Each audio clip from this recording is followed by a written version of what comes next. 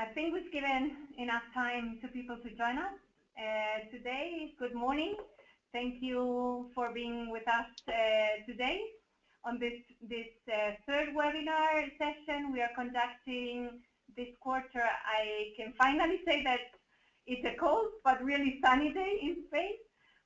So we are conducting this last session on talent management before the end of the year. And our topic today is how to succeed at performance management through cutting-edge technology.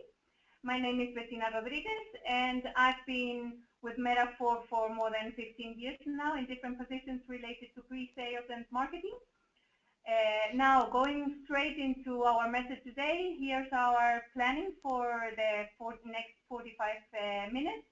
We are going to make a basic introduction to different aspects of performance management, covering from some trends and challenges, as well as the link it has with talent and the evolving role that software solutions are having in this matter.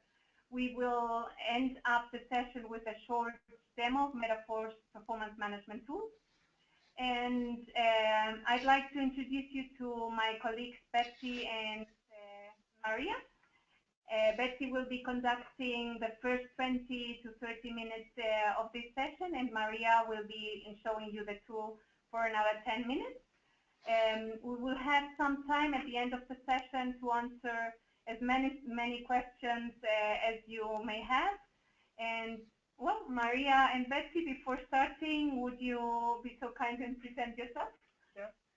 Well, so my name is Maria Rodriguez. I've been working for 1 year now in the pre-sales department in Meta4, and before I've been working for 3 years in different HR departments in Meta4 and some other companies. And I'll be showing you the demonstration of our performance management tool today after Betsy's talk. And my name is Betsy Kolke. I'm working with Meta4 as a senior functional advisor.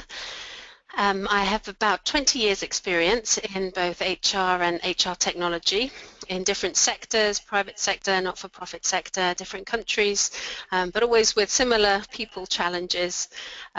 So we're keen to be able to share with you some of our thinking and some of what we see happening in the performance management arena today. Thank you very much. And we'll leave it to you, Betsy. Thank you. Okay, I'll just come out of here, and I think while we do the rest of the PowerPoint, we'll just switch our webcams off so that we're not distracting anyone. And let me come back into the presentation here. Okay, so performance management is our topic today. As Bettina briefly outlined, we want to first of all look at different aspects of performance management, some of the trends and challenges that we're seeing in different organizations in the marketplace as a whole, and then the links that we see with different areas within the talent suite. So previously we've held a couple of webinars, one on succession planning and one on our talent matrix, and specifically looking at how talent grids and matrices can be helpful in the management of strategic talent. So we'll look at some of those links, the role of software, and then focusing on the tools that we're able to provide through our HR software. So we've had brief introductions. Some of you will be familiar with Meta4, others of you may not be. So just a very quick one slide to introduce ourselves. We've been in the HR technology space for 25 years now, focused wholly and exclusively on HR. We cannot see your presentation. It's just frozen with the first slide. Oh, okay. Thank you. Let me... Yeah, we can see it now. You can see it now. Okay. Great. Thanks, Maria.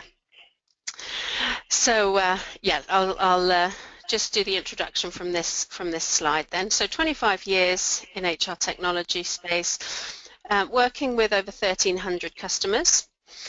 We have 18 million employee records that we manage, and in terms of our commitment, we're committed to investing 20% annually into research and development.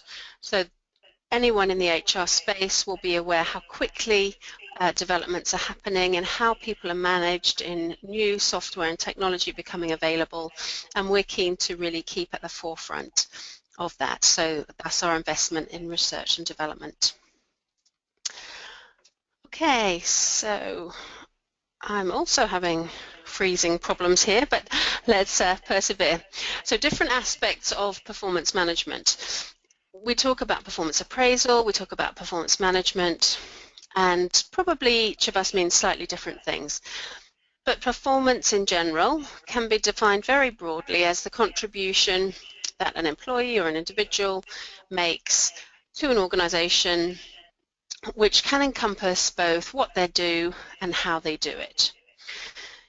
So what does it mean to talk about managing performance? One thing that is clear is that it's a complex area, multifaceted, and we can look at it from a range of different perspectives. So one of the questions as we come to performance management is, what is the role of different people? What's the role of HR? What's the role of the manager? What's the role of the employee? And we're seeing certain changes in that, away perhaps from a more traditional, very managerial-led process, to one where the employee is encouraged to be much more participative and the initiator of objectives and criteria and development actions and plans. What's the impact of organizational culture? And as we go through the next few slides, we'll see very much that what is right for one organization in this sphere does not mean that it will be applicable to another organization. The size of the organization, the history, the culture will all impact on how performance can best be managed. Another perspective or aspect is, what should the orientation be? Historically, performance appraisals have been backwards looking, reviewing a period, whether that's 6 months or whether it's a year, to be focused in the past. And again, we're seeing some changes to make the conversation around performance much more future focused. Performance management in its general sense includes the provision of direction, guidance and goals, and making sure that those all add up in a sensible and cohesive way for an organization or for a team.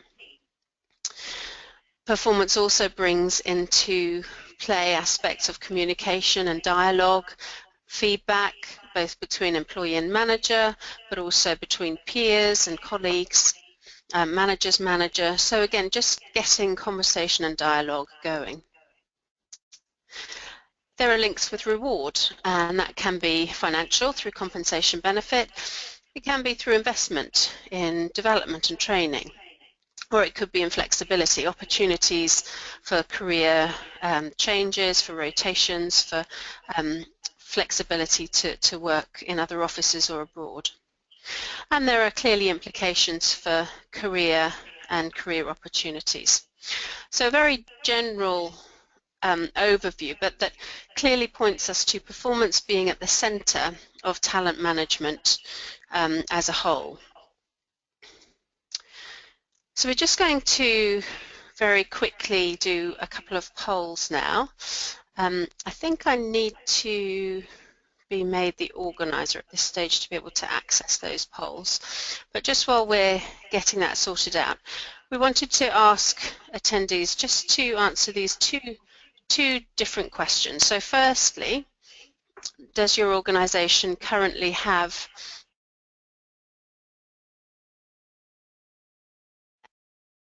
and then secondly, if you have an annual system, how effective would you gauge that is?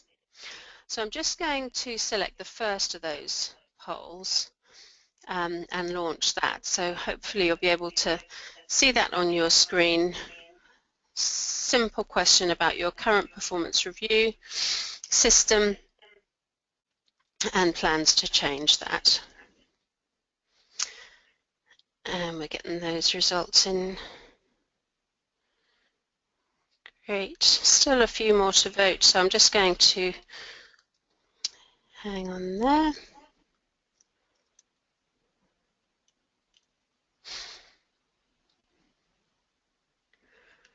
Okay, we're getting very clear representation there. I'm going to close that and just share the results there so we can see an even split between the three categories. Yes and no plans to change, yes considering changing, and no. And we welcome responses from those who weren't able to respond yet. Great, I'm just going to quickly access the second of our polls, so let me hide that one. And the second one, if you do have an annual performance, an annual system, how effective would you gauge that to be? And we've given 5 different categories here, ranging from, yep, you're absolutely happy with it, you think it's very effective, all the way down to actually it actually has a negative impact overall. It's not just harmful, but it has a negative impact. Again, it looks like a few people are having problems accessing that poll, but let me just wait for a second and see if anyone else is able to access. Okay, great. I'm going to close that and share just in the interest of time. So we can see what's emerging is actually a fairly typical picture of what we see in the literature and in the marketplace in general. No one is finding that their current annual system is either very effective or even effective. So a little or actually ineffective. And that very much mirrors what we are seeing in the marketplace in general. So let me hide that one.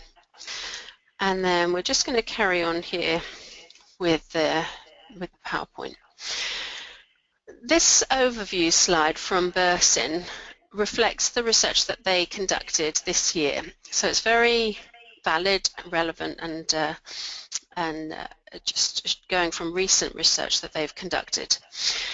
They've grouped some of what they see as the evolution that's happening in this area of performance management. So we used to have annual events, and we're evolving. More organizations are evolving towards having an ongoing process, a continuous process that doesn't have an annual or a biannual calendar. We're moving from a fixed and more formalized process to something that is flexible and agile, simple to use, simple to understand, simple to grasp, and for employees and managers alike to be involved in. Moving from something that is centralized to something that is local and happening in real time.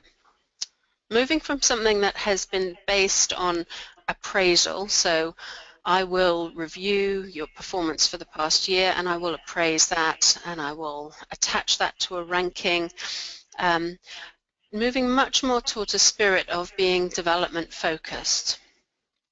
And moving from remediation towards continuous improvement. So some of those are changes in the formal process. Some of them are changes in the culture and the feel and the behaviors that we're seeing encouraged in the performance management sphere. Judging from responses to that last poll, it feels like some of the organizations that are represented here are certainly in the position of feeling the move towards some of the categories on the right of this slide. But let's just carry on and look at what are some of the key drivers. So having 20 years experience in HR, performance management has actually been something that's been fairly constant in the approach of the majority of organizations for quite a long time during that 20 years. We didn't see radical changes. We didn't see radical examples of organizations doing things very differently. So what's driving these changes? The primary reason seems to be the increased pace of change in the business environment. Obviously, that's being partly equipped through technology, enabled through technology. Globalization is increasing the pace of change most businesses and most organizations are experiencing.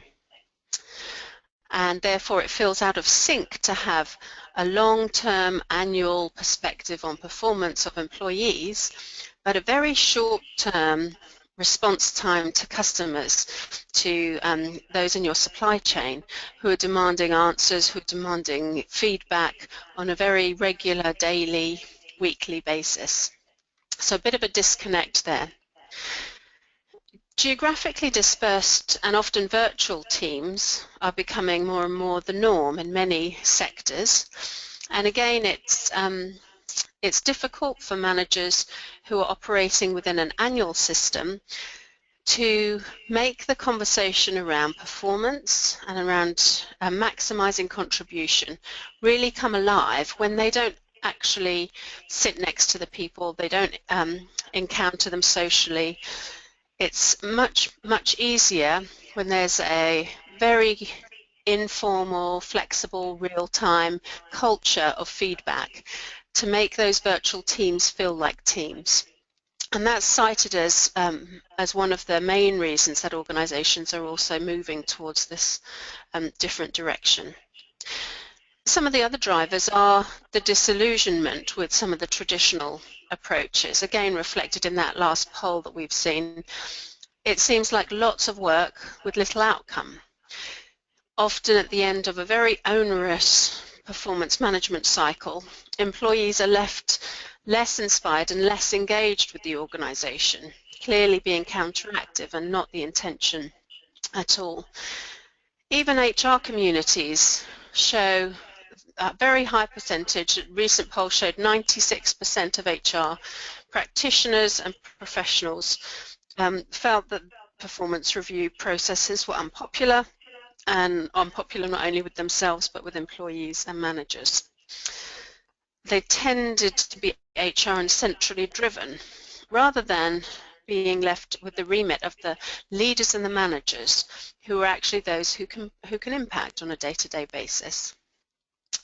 And they can give the illusion of being objective and providing legally type procedures, but often failing to deliver on that.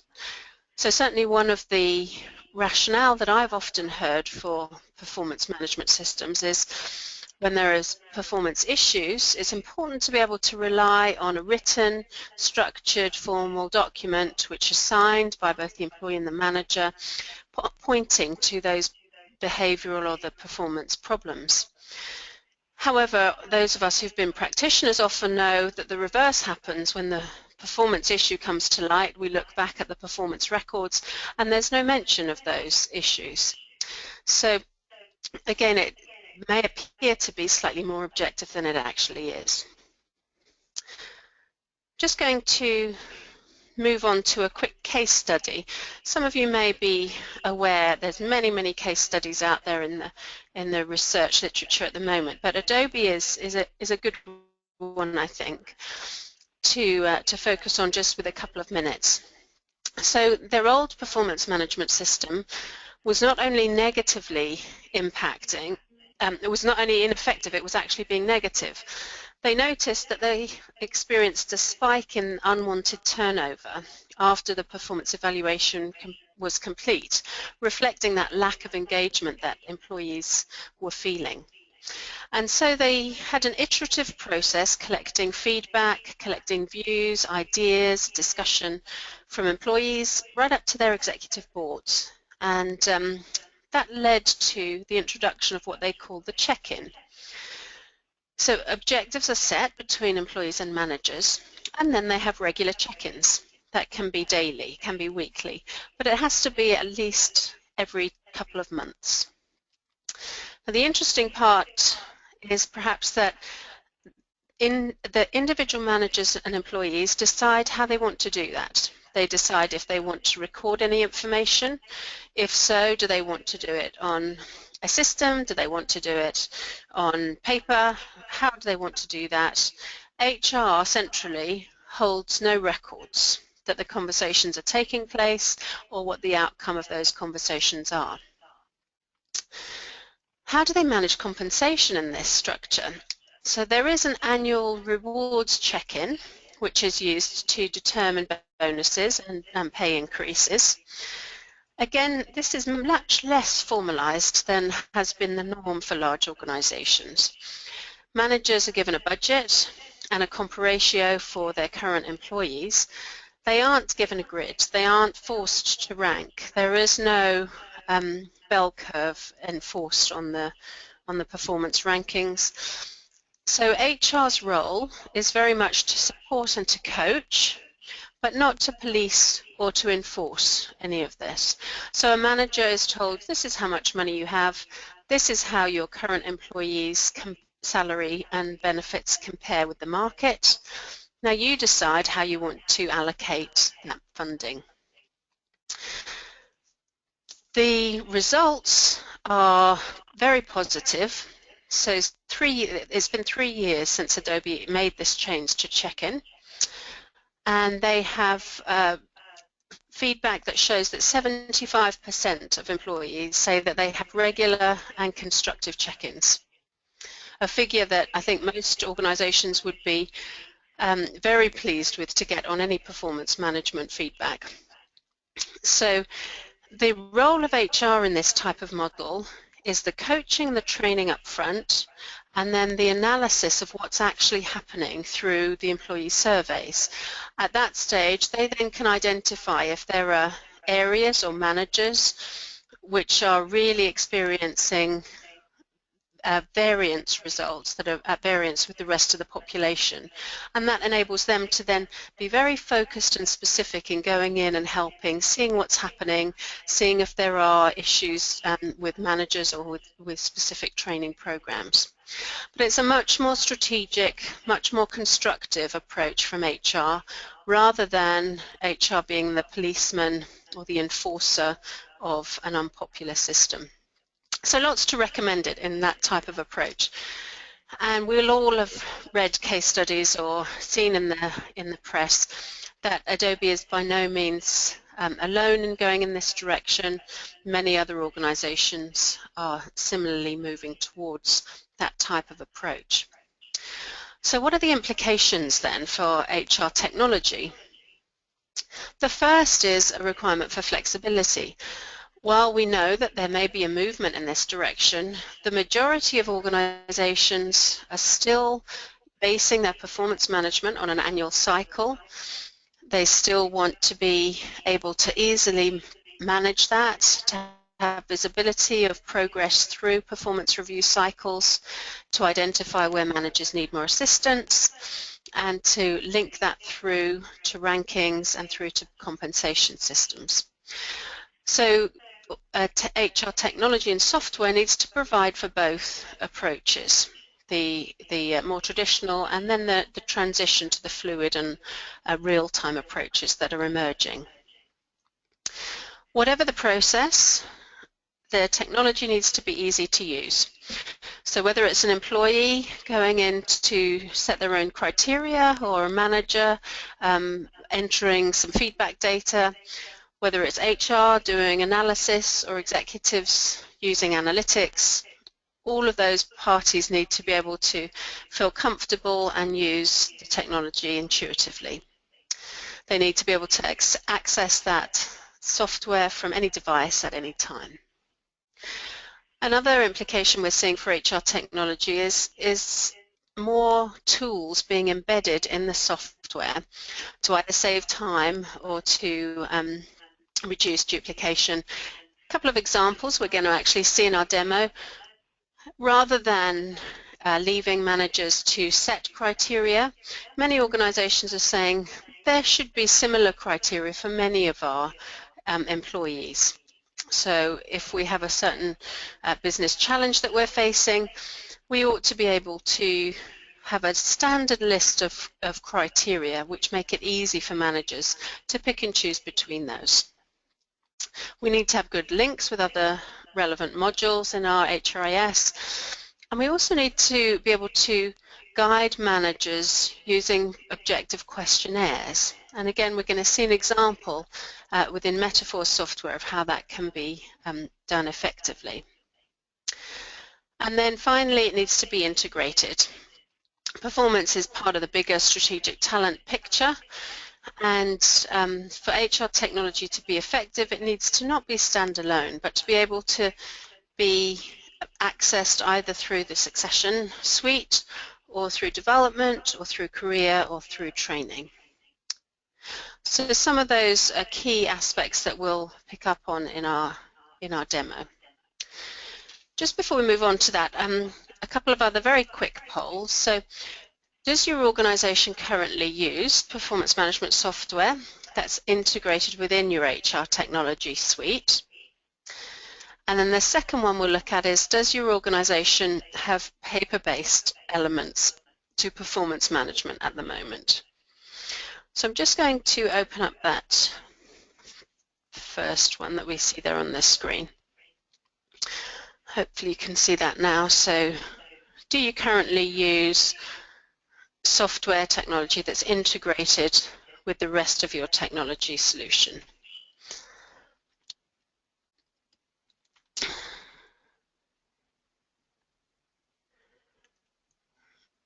Okay, great.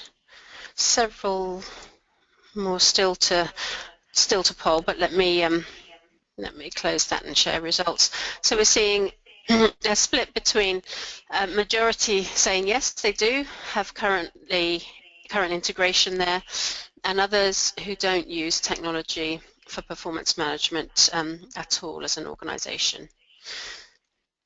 Just going to hide that one and then launch the final one, which is looking at, do you still have any paper-based elements to your performance management system, or is it now fully electronic with no paper-based elements at all?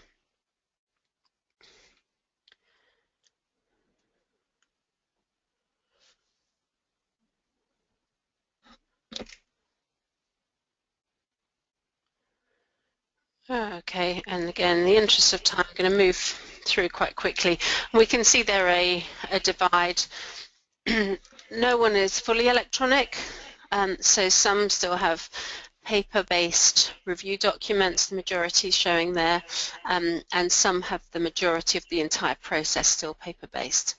So I think that serves to demonstrate that while we are definitely seeing movements and changes and evolution in the way performance is managed, that is different in different organizations and different sectors, and therefore the role of technology is to provide for both of those worlds, if you like.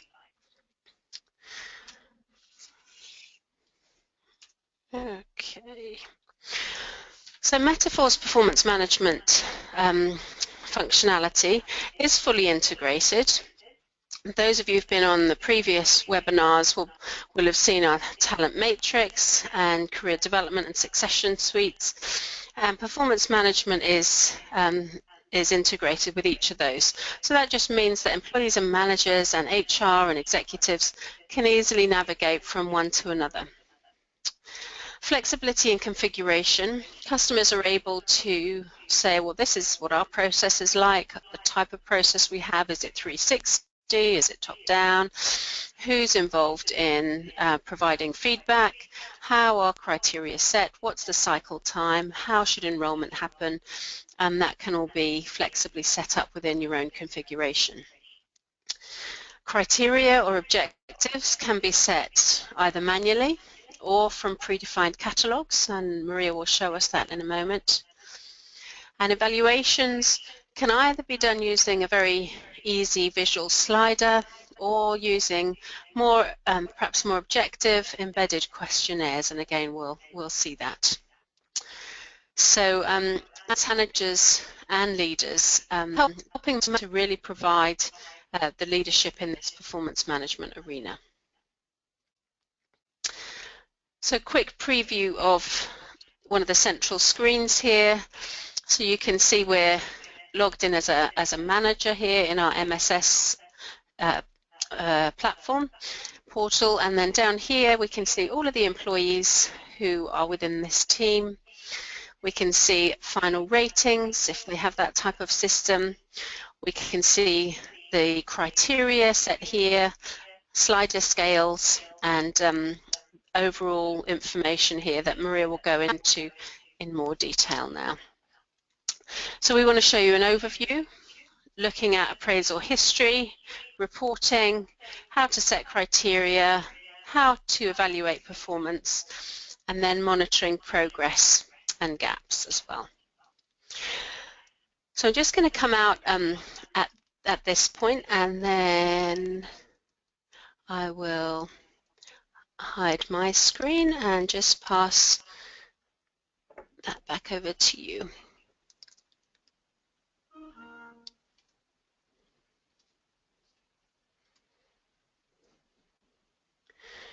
So hopefully you can get the presenter rights now, Maria.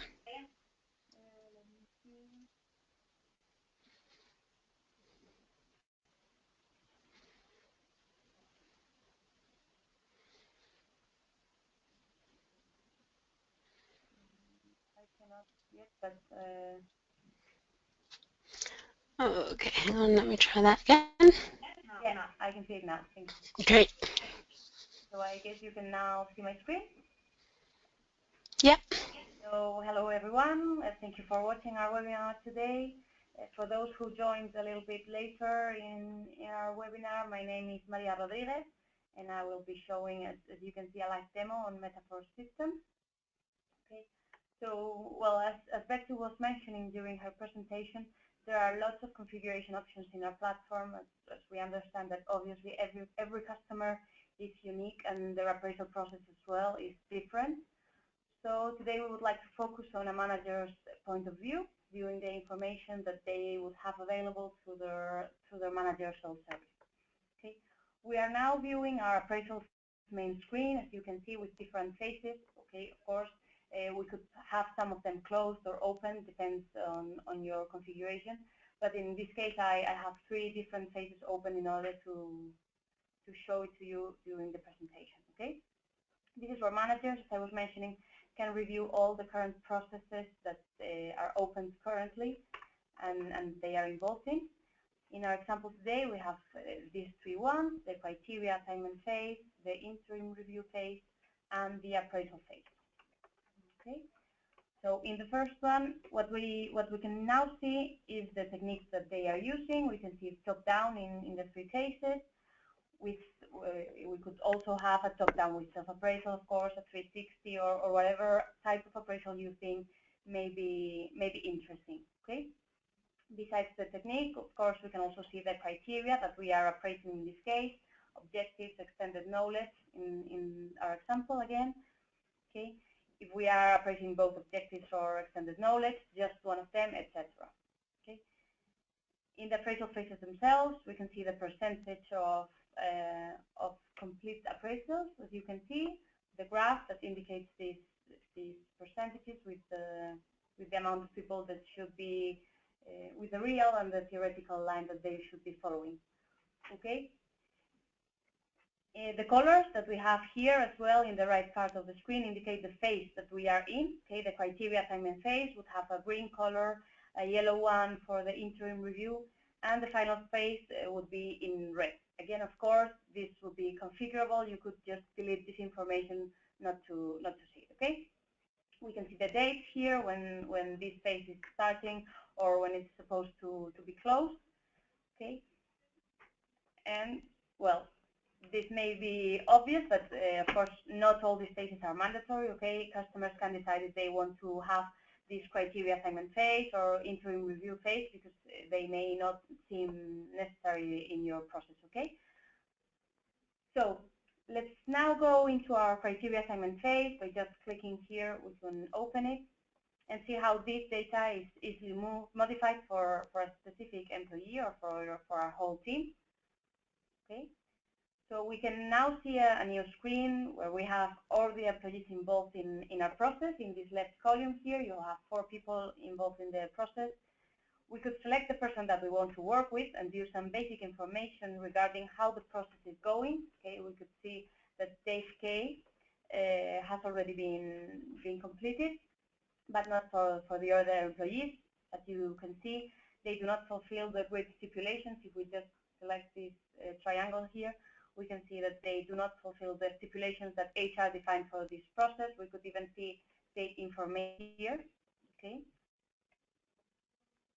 So for those people who are not familiar with what a grid is, that maybe may sound strange, I would just like to mention that what grids allow us to do is to define the specifications regarding the amount of objectives for each type that can be set for employees. Okay, so we could just see in our example that we have between 1 and 2 organizational objectives, 2 to 4 personal objectives, and 1 to 2 related to our legal entity. Okay, of course you could just modify it, select a specific amount, etc.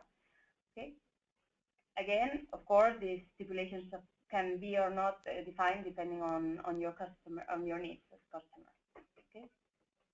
If we now focus on our right column, you can see this catalog that has already been created by our HR team, okay, where we can find all the competencies and objectives associated to work units, jobs, job families, etc. Okay. We can, of course, see the meaning for each one of them if we just click on this button, or if we want to find, if we already know the competency that we are looking for, we could just come to this search bar and start typing whatever we want to find. Okay, in this case, collaboration. Okay, let's say I want to add this new item to an employee. I would just drag and drop it here, or to my whole team. So I would just drag here the competency and leave it there. Okay. So this is how a new competency will be added for our employee. But if, of course, we wanted to delete one of them, we could just come here and simply clicking on this red cross, we would eliminate it. Okay. With the objectives, we could do exactly the same thing if we want to add one or delete one, with the difference that we could even create a new objective from here. Okay, so we would just have a small form where we would say the weight for the new objective that we are creating specifically for this employee. Okay. So once we have finished defining the criteria for our employee, we could just click this Save button in order to automatically start the validation workflow that we have defined by HR for this phase. Okay. So we're now going to change into the next phase. Let me just skip the interim review phase and jump directly into our final appraise to see how the appraisal is done, as they both look exactly the same in order to make it simple for managers to work with this appraisal management tool.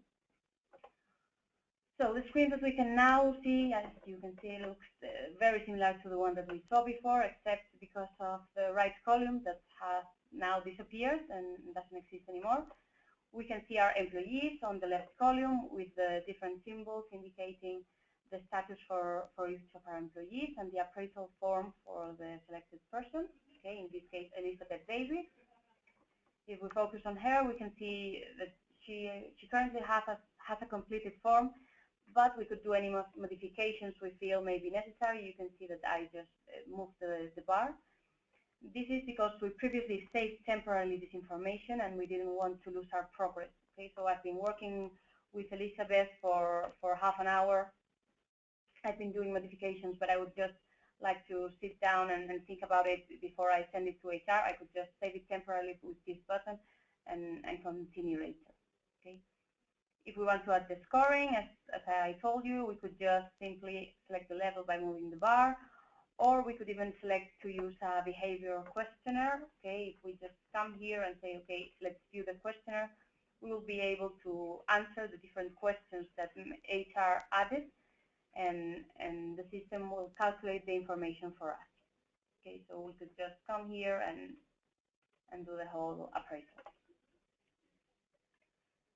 Some other information that managers will have available, of course, can be seen in our Go To button. Okay, from here we will be able to access the professional preferences that our employee has indicated through his or her self-service, his or her development plan, add any new development actions, etc. Okay, we will be able to review the past and the current actions that have been taken to improve this person's skills, or even add new development actions, as I mentioned. And finally, the appraisal history, okay, where we'll have all the information related to the past appraisals summarized with a small view or just detailed with an export file in Excel. Okay. In this Actions button here, we're going to be able, to export results of other appraisers involved in the process, such as, for example, an employee or maybe a functional that's been working with us to do the appraisal. Okay. We're going to be able, of course, to export this appraisal as well into an Excel file, to add a new appraiser to our process. If, for example, let's say that there's a team leader who could give relevant feedback about this person, so just ask this person to collaborate with me. Or I could even delegate the whole appraisal if I feel that someone else will be more appropriate to appraise this person. Okay. As it happened in the previous step, if we click on the Save button, we would just finish the appraisal itself, okay, and again start the validation workflow that has been defined for each of the steps. Okay. In order to finish, I would just like to show you how our first line manager will be able to view or review how the appraisals are going. So we're going to go into this dashboard that Meta4 provides to managers that will help us do this.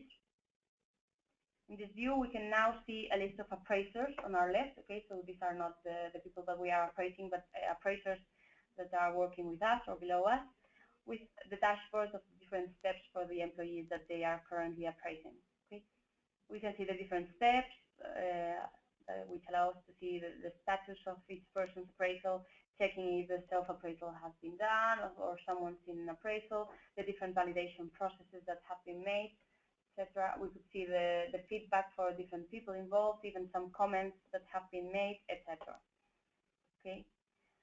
This dashboard, it's important to mention that it's also available from the HR perspective. Okay, that's of course for the whole company.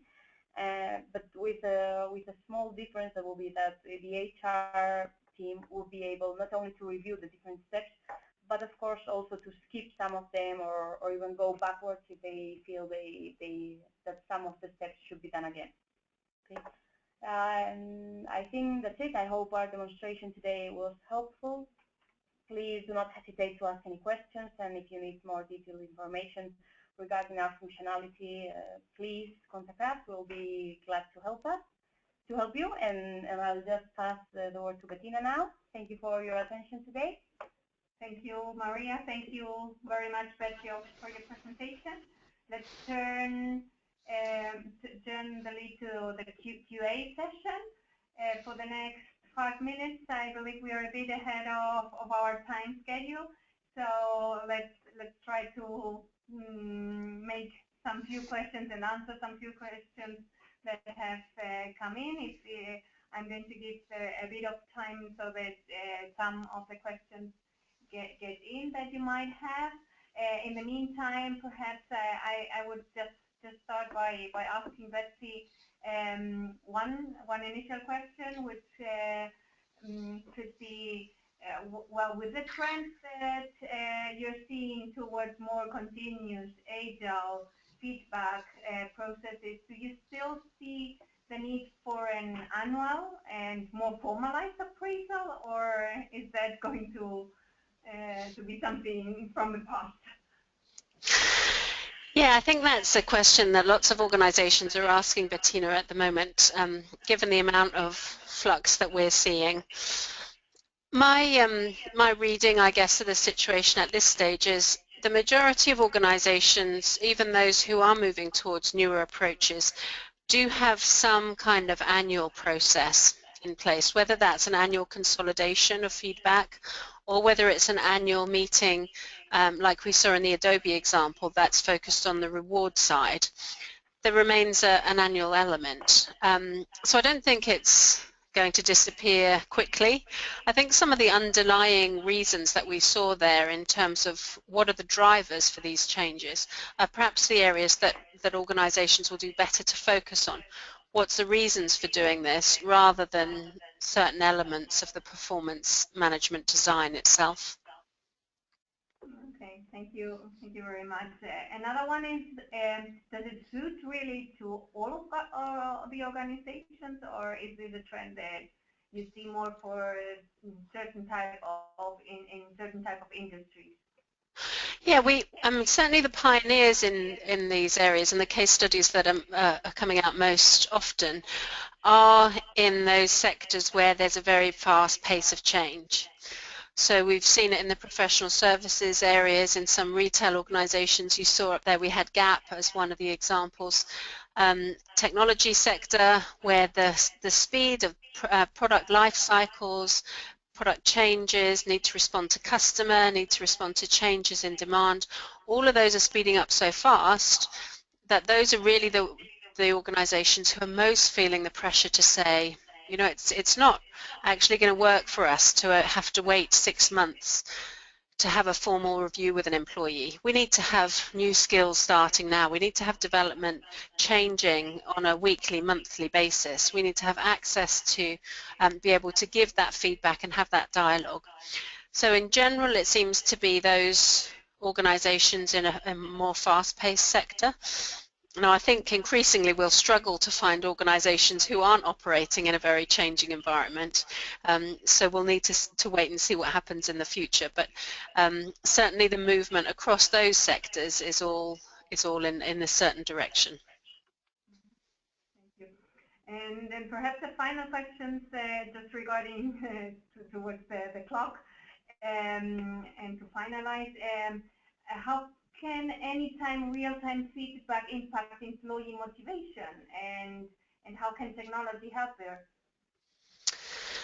Yeah, there's lots of evidence that's emerging that employees have a preference for immediate feedback, and it becomes less challenging, it becomes less daunting a conversation if it's the norm. If it becomes the norm for me as an employee to have a quick touch base with my manager after a key presentation or a meeting or a negotiation, to have a 5 minutes of how do we think that went, what do you think I could do better, who can I learn from, that becomes a much more an environment that is much more conducive to development in a non-confrontational way.